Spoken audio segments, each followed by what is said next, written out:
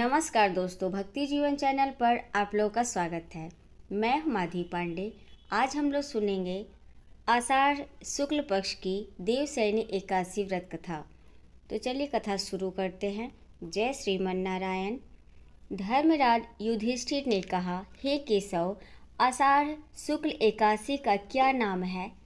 इस व्रत के करने की विधि क्या है और किस देवता का पूजन किया जाता है?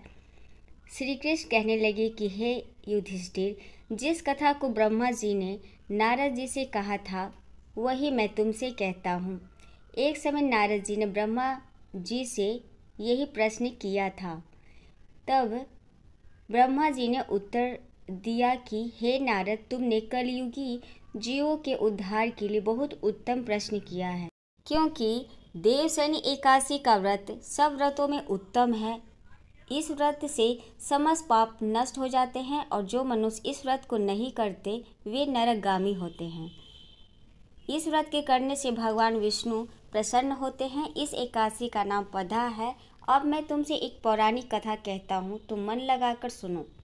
सूर्यवंश में मांधाता नाम का एक चक्रवर्ती राजा हुआ था, जो सत्यवादी और महान प्रतापी था। वह अपनी प्रजा का पुत्र की भांति पालन किया करता था। उसकी सारी प्रजा धन धान से भरपूर और सुखी थी।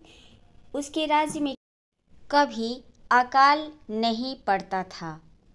एक समय उस राजा के राज्य में 3 वर्ष तक वर्षा नहीं हुई और अकाल पड़ गया।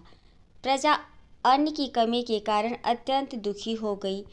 अन्न के न होने से राज्य में यज्ञ आदि भी बंद हो गए। एक दिन प्रजा राजा के पास जाकर कहने लगी कि हे राजा, सारी प्रजा त्राही त्राही पुकार रही है, क्योंकि समस्त विश्व की सृष्टि का कारण वर्षा है। वर्षा के अभाव से अकाल पड़ गया है और अकाल से प्रजा मर रही है। इसलिए हे राजन, कोई ऐसा उपाय बताओ जिससे प्रजा का कष्ट दूर हो। राजा मांधाता कहने लगे कि आप लोग ठीक कह रहे हैं। वर्षा से ही अन्न उत्पन्न होता है और आप लोग वर्षा न होने से अत्यंत दुखी हो गए हैं। मैं आप लोगों के दुख को समझता हूँ। ऐसा कहकर राजा कुछ सेना साथ लेकर वन की तरफ चल दिया। वह अनेक ऋषियों के आश्रम में भ्रमण करता हुआ अंत में ब्रह्मा जी के पुत्र अंगिरा ऋषि के आश्रम में पहुँचा। वहाँ राजा ने घोड़े से उतरकर अंगिरा ऋषि को प्रणाम किया। मुनि ने राजा को आशीर्वाद देकर कुशल क्षेम के पश्चात उनके आश्रम में आने का कारण पूछा। राजा ने हाथ जोड़कर विनीत भाव से कहा कि हे भगवान, सब प्रकार से धर्म पालन करने पर भी मेरे राज्य में अकाल पड़ गया। इससे प्रजा दुखी है। राजा के पापों के प्रभाव से प्रजा को कष्ट होता है। ऐसा शास्त्रों में कहा है। जब मैं धर्मानुसार राज्य करता हूँ तो मेरे राज्य में अकाल कैसे पड़ा, इसके कारण का पता मुझको अभी तक नहीं चल सका। अब मैं आपके पास इसी संदेह को निवृत्त कराने के लिए आया हूँ। कृपा करके मेरे इस संदेह को दूर कीजिए। साथ ही प्रजा के कष्ट को दूर करने का कोई उपाय बताइए। इतनी बात सुनकर ऋषि कहने लगे कि हे राजन, यह सतयुग सब युगों में उत्तम है।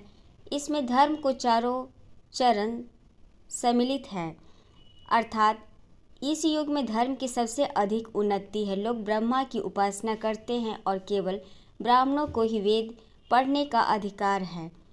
ब्राह्मण ही तपस्या करने का अधिकार रख सकते हैं, परंतु आपके राज्य में एक क्षुद्र तपस्या कर रहा है।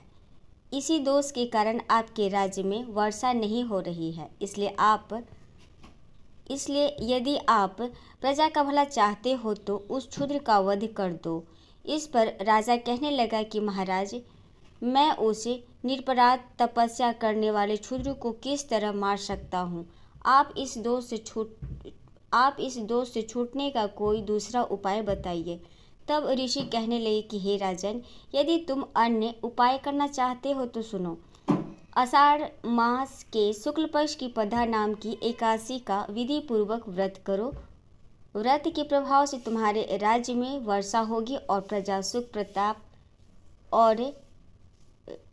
सुख प्राप्त करेगी, क्योंकि इस एकादशी का व्रत सब सिद्धियों को देने वाला है और समस्त उपद्रवों को नाश करने वाला है। इस एकादशी का व्रत तुम प्रजा, सेवक तथा मंत्रियों सहित करो। मुनि के इस वचन को सुनकर राजा अपने नगर को वापस आया और उसने भक्तिपूर्वक पदा एकादशी का व्रत किया। इस व्रत के प्रभाव से वर्षा हुई और प्रजा को सुख पहुंचा। अतः इस मास की एकादशी का व्रत सब मनुष्यों को करना चाहिए। यह व्रत इस लोक में भोग और परलोक में मुक्ति को देने वाला है। इस कथा को पढ़ने और सुनने से मनुष्य के समस्त पाप नाश को प्राप्त हो जाते हैं। तो ये थी कथा देवशयनी एकादशी की दोस्तों। और अगर आपको हमारी वीडियो अच्छी लगती हो दोस्तों तो लाइक, कमेंट, शेयर करें। मेरे चैनल को सब्सक्राइब भी कर ले और बेल आइकन को भी प्रेस कर दे दोस्तों, जिससे मेरी आने वाली वीडियो की नोटिफिकेशन आप लोग को मिलती रहे। धन्यवाद।